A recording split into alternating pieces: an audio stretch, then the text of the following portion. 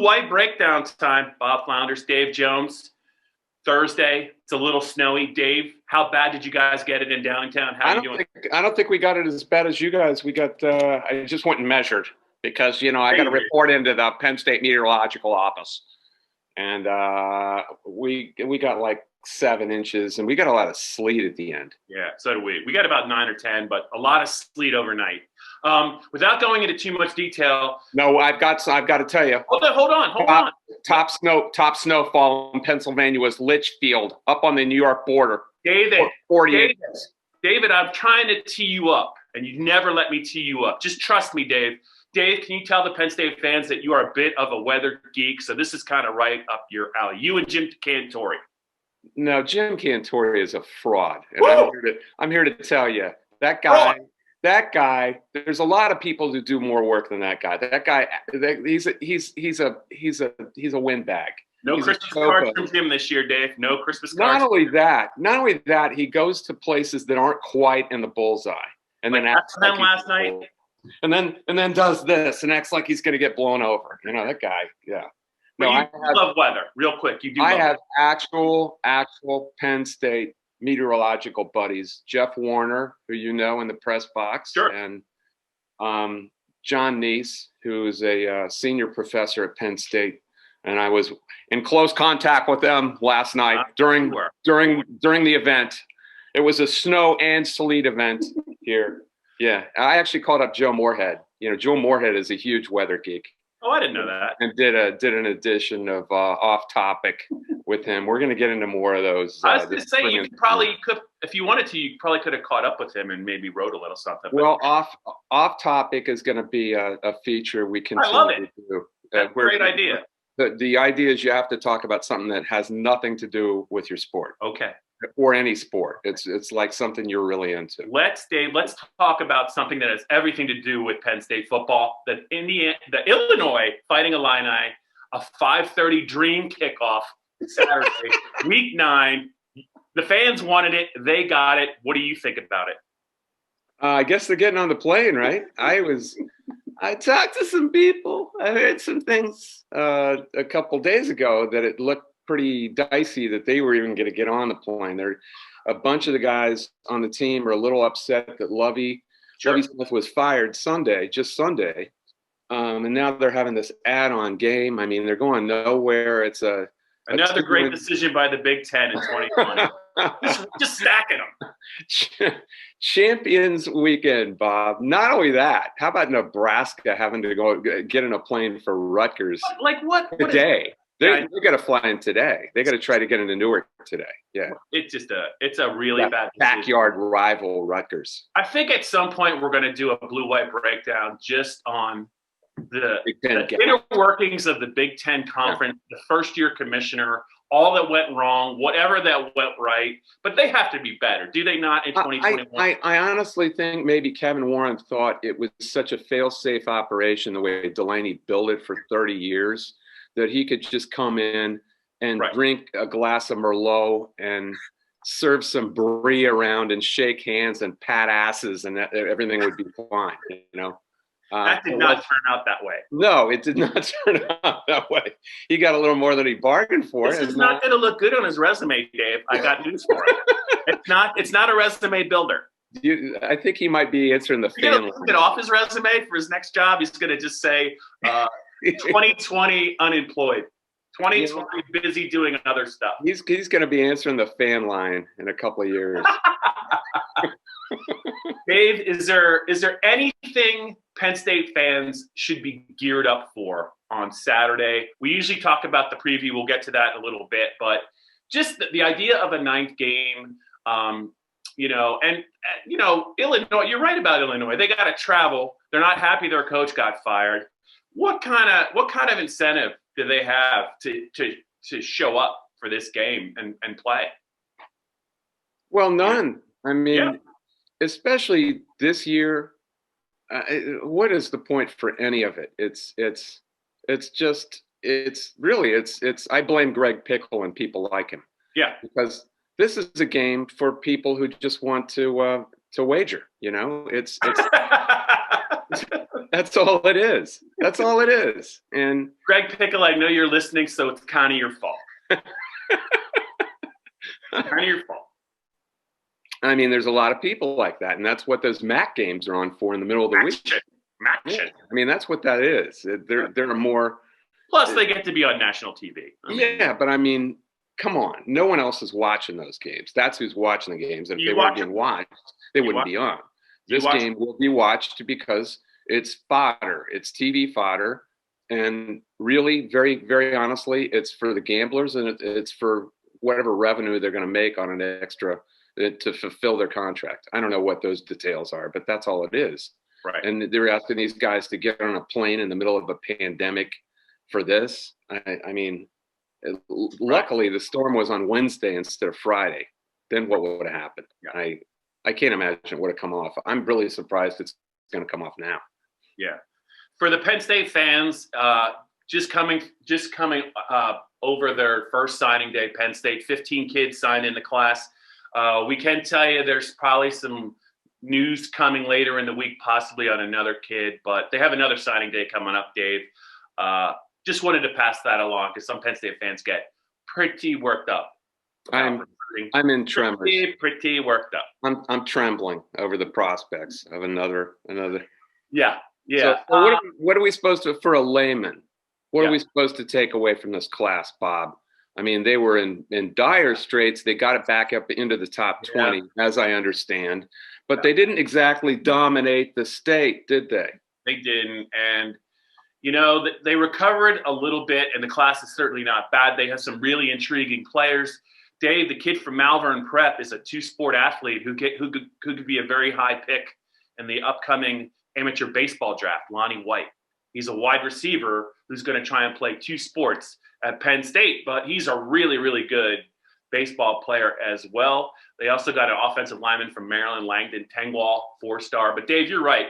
The kid that got away, the Rucci kid, Todd Rucci, played at Penn State, a very good offensive lineman. His son is going to Wisconsin. He was a 5-star in-state. And Penn State, I think, felt good about their chances up until the last couple of months when they found out that they were not going to get him. And there's been too many kids from Pennsylvania that are either high 4-stars or 5-stars that have gotten away. I think Ohio State got a 5-star quarterback from Pennsylvania, if I'm not mistaken, in this upcoming class. So they have the replacement for Justin Fields if they want him. But they're just, it's tough to keep up with these guys. And James has finally acknowledged that they're going to put more emphasis on getting the top talent out of the transfer portal. They're going to they're going to allocate more time and resources towards doing that. I just think that if a good player's in the transfer portal and Ohio State wants him, they're going to get him. So I don't know what James could do.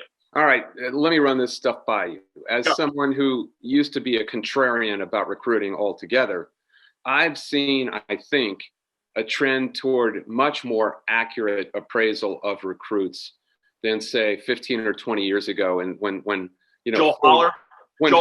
Are you talking about Joel Holler? When Phil Gross was running this business, and it is a business, it's a whole cottage industry.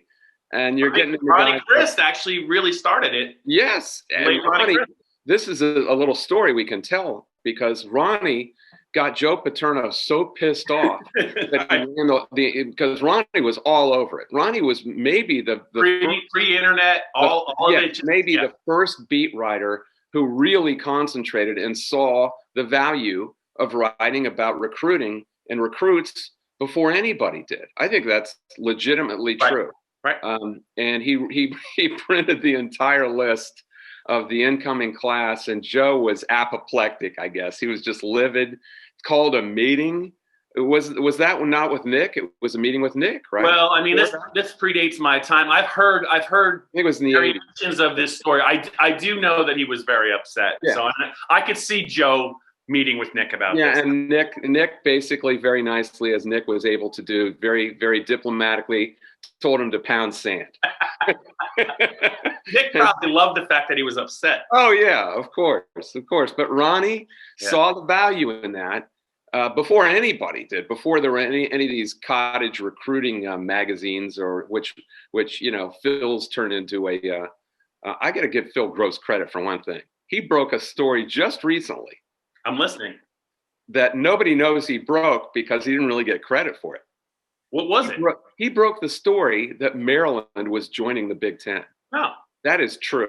Well, And kudos to Phil. ESPN got credit for it, and they didn't really have it first. Phil Gross had that first. So Phil. But back then you didn't have tape. You didn't have huddle. You didn't have 7-on-7 gatherings all summer, and you didn't really have any way to compare kids from different areas of the country. Really, even in your own region, it was whoever they played, let alone this with all these camps. Mm-hmm. So I think I'm not wrong that the appraisals have gotten more and more and more accurate, so that not only can the programs like Ohio State and Clemson and Alabama load up legitimately on guys they know are really good, mm-hmm. but those kids want to go to those operations. And the appraisals of 4 or 5 stars are pretty accurate now. And you're seeing those schools dominate on the field because great talent will do it for you as long as the appraisals are accurate. And I just think the appraisals are much more accurate now. Is that right? I got that right? I think you're pretty right. Am I right? I don't like to give you credit, Dave, but I think what you just said was pretty accurate. I don't disagree with you at all. I'm a little stunned. You had a deep thought about recruiting, but it just goes to show I never know what you're thinking at Downtown. I never know what's going on. What's going on in that big brain. It's about recruiting. I didn't know it. You didn't plan on 3 good minutes from me on recruiting, did you? I did not. A pleasant surprise. Dave, we actually have a couple things we need to get to, but just one thing I wanted to cover with you, because this will, Greg and I will be up for the Illinois game. So we're going to do the blue-white breakdown after that game. So by the time we talk again, we're going to know whether or not where Penn State may be playing in a bowl game, or B, if they decided not to play in a bowl game. Dave, just your thoughts on win or lose, they get an invite, whether it's Saturday night or Sunday morning. What should James Franklin do? How do you think he should approach it? And do you think Penn State should play in a bowl game? Let them go home.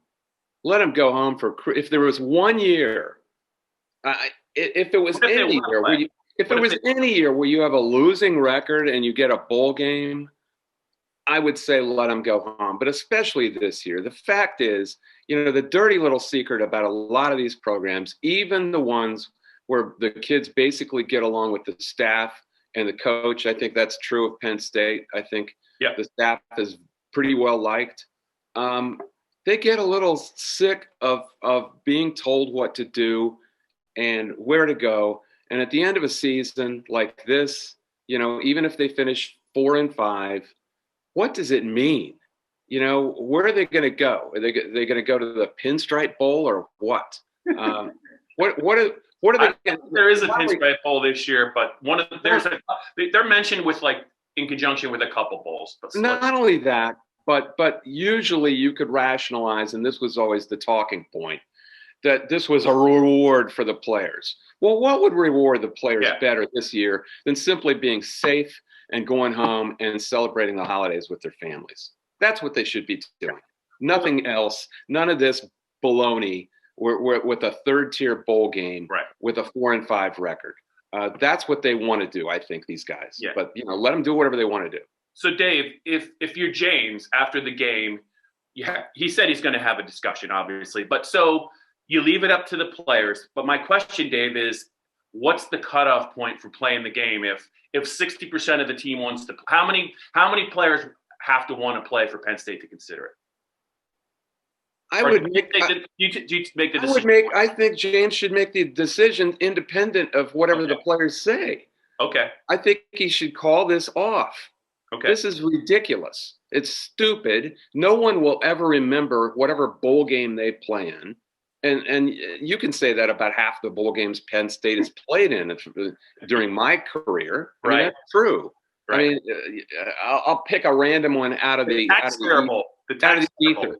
Yeah, well, I actually remember that because that was kind of a good time for Jacksonville. That's the one I was going to say. 24-3. The 1992 Blockbuster Bowl, which they scheduled ahead of time.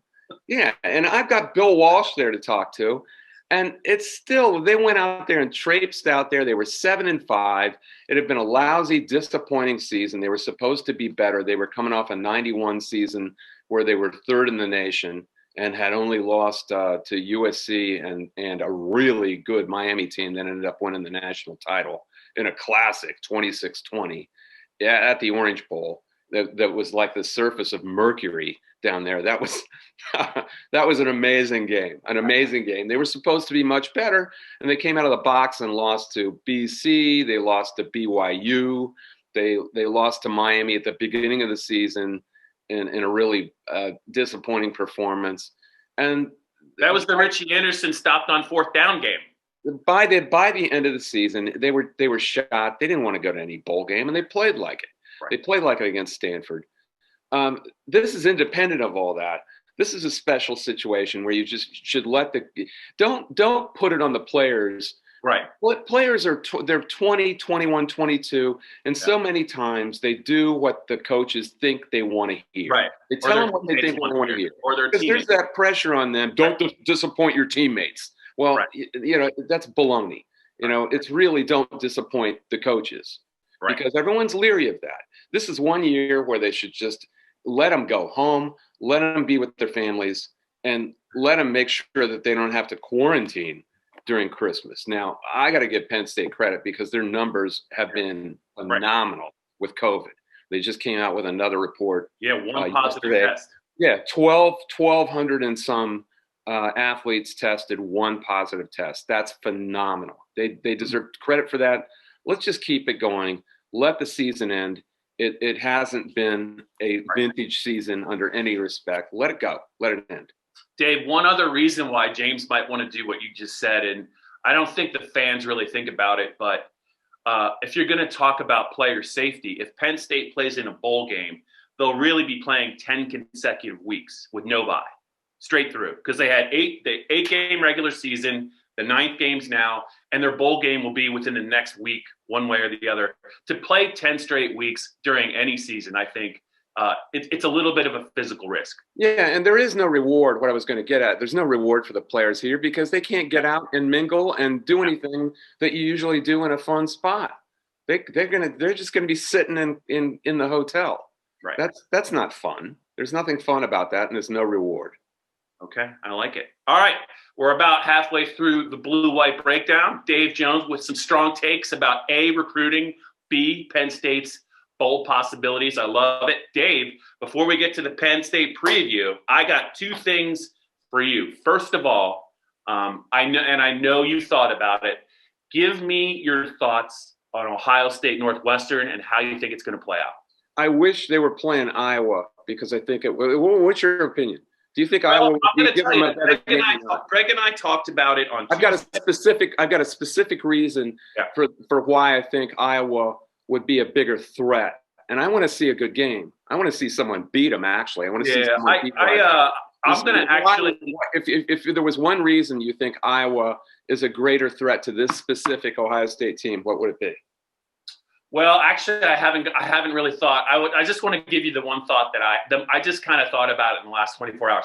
So I'm going to pull a little flip flop, maybe a Dave Jones flip flop. No, not a Dave Jones flip flop. But on Tuesday, Dave, I said I would take Northwestern in the 20 or whatever it is. But the more I think about it, no matter who Ohio State's playing, they are going to try and put on a show because of the fact they haven't played enough games. And I'm wondering if this is going to be a little bit like the 2014 Penn State or Ohio State, Wisconsin game. Oh, the 59-0 game. Where Ohio State knew they needed to impress people to kind of validate maybe their case to be in the tournament. Ohio State's not lacking in athletes, and I just think that Northwestern can only play one way. They got to come from behind. They're in trouble. I just wonder if maybe Ohio State's going to try and really put it to them if they're focused. So I would actually probably think Ohio State may torch these guys. So you're saying that Ryan Day is going to let the dogs out? That's what you mean? He might let the dogs out. Also, he's got a Heisman Trophy contender, a really fringe one now, but I could see all of that being in play. What about you? Well, okay. What's your thought for Iowa? As usual, I went off on a tangent with Iowa. I just think the reason that Northwestern is while they are resolute and they're well coached and they're tough at linebacker with Gallagher and Patty Fisher, and they're tough kids. They don't have the kind of quarterback that can exploit Ohio State's prime weakness. And I think we've talked about this before. I don't think that back four is very good. And I think if you did what Michael Penix did in the second half, and that was really impressive. Just go at those back four on first down, on traditional running downs. Spencer Petras could do that because he's got a strong arm. If you let him, he's been better and better and better since Penn State's kind of turned his season around as it has with several quarterbacks. He has all the movement of a Barca lounger, Dave. You said it before. Yeah, but if you let him sit back there on first down and just start firing around, they've got Amir Smith-Marset. They've got a couple of guys Tyler Goodson coming out of the backfield. They've got some weaponry that Northwestern just doesn't really have. And the other thing is Peyton Ramsey, while I love him, I mean, there's a reason that he has always been a kind of a background kind of quarterback, is he doesn't have that kind of arm. He doesn't have a deep arm that I think you need. Right. Or the Northwestern doesn't have the kind of team where they can go at Ohio State with broad strokes. So yeah, I tend to agree with you. I think it could be a bloodbath, but not right away, just kind of gradual. It gets out of hand, ends up 35 points instead of 20 and a half, I think the line is. Dave, two more quick questions before we get to our scores for the Penn State-Illinois game. Dave, is there any chance in the world that Patty Fisher doesn't come from a drinking family? You don't name your son Patty Fisher unless I'm not going there. Knows your way around a bar room. Do you agree? Disagree or agree? Well, both of them are very, very Irish. Gallagher and Patty Fisher. I'm so jealous of those names. I can't even. You're not jealous of them. You just want to drink with them. I know you. Yeah. You guys would have steins like this big. And you'd be like, "You want to go? You want to go? Let's go." I know you. You would love. It's a great name. It's a great name. I hope he has a great game just because of the name. Those guys are two really good linebackers, but they're in the wrong game here. I mean, I think Ohio State has too much weaponry. Okay, one more real quick. Without getting into specifics, just give me 4 or 5 guys you are considering for the Heisman without going into any kind of ranking. Who are the guys that are maybe on your radar? I haven't even looked at it. I haven't looked at it. I'm not ready. You looked at votes. I didn't know how far along you were. No, I only get that thing out right at the end of the season, and I look at it, and I sink all of my attention into the Big Ten. I don't even watch a lot of other college football except for late games. Right. I might watch a group of 5 game out there, a Mountain West game or Pac-12 game, but I don't even watch a lot of SEC. And I think all the legit candidates are pretty much in the SEC, aren't they? The way you look at it. So when are you going to get caught up? Next week. Oh, well, isn't the deadline Monday, or is it? Yeah, I get caught up Monday. I'm not kidding. I mean, I spend all the time administrating you guys and calling you guys. When I get on it, I make sure. Like, you got your email, right? I did. Yeah, I got 2 emails. Yep.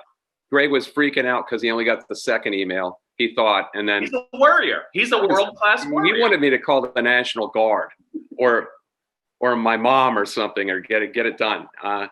He was worried. He was concerned. He was anxious. But that's what I want. Okay. That's what I do. That's what I keep track of. Okay. Aren't we going to talk about Illinois at all? This is it right now. I was just going to try and get to you took too long talking about the Heisman. So now we got to fast track this. Give me the Illinois breakdown. Go ahead. What is your opinion of these specific running quarterbacks like Will Levis that everyone is going to? I thought we were done with this, and now we're getting more of it. You know what? He is in the game to limit the damage absorbed by Sean Clifford. That's my theory, because everyone has one. I think they saw I think they saw he was getting, the living hell kicked out of him early in the year, and they also wanted to give Will a role just in case, So I think they're serving a couple of different masters there by having Will more involved. To Will's credit, though, he attacks the line of scrimmage with vigor. He's a big kid, but he does not shy away from contact. Yeah, well, everyone has one now. It seems like is there any team other than Ohio State and maybe one or two others in the Big Ten that doesn't have this running quarterback who comes in? Yeah. Illinois is named Isaiah Williams. He's very quick. He had a big game, I think, against who was it? Rutgers. They are a very good running team. They're a number 2 running team in the Big Ten. Chase Brown. Yep, and Chase Brown and Mike Epstein are in the. They've got 3 different guys in the top 17 in rushing in the league, including Isaiah Williams. But their standard pocket quarterback is Brandon Peters, who is one of those other Michigan quarterbacks who is going to be the guy, and he's playing better. He's played better at Illinois until he got into some COVID protocol than he ever did at Michigan.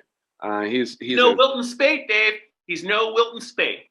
he's no Shane Morris either, I guess. But he is an underrated quarterback.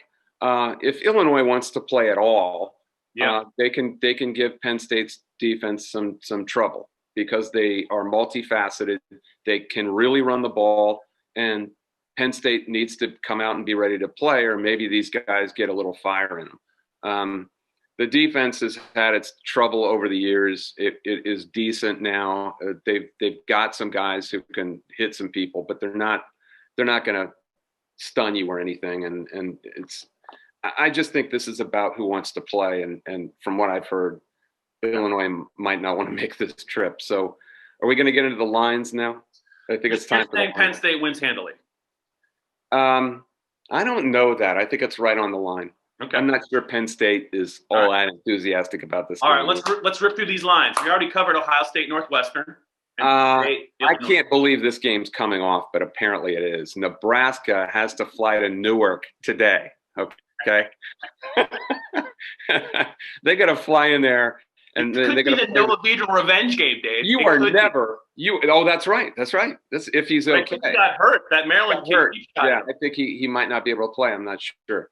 But apparently Rutgers has more than a few guys who might not be able to play. It's the only way I can interpret this line, and I'm giving you a hint. Have you looked at that? Yeah, I saw the line. I was surprised. I was surprised Nebraska was a 7-point favorite. Yeah, how about that? I think there's no way you can lay 7 with the way Nebraska's been playing.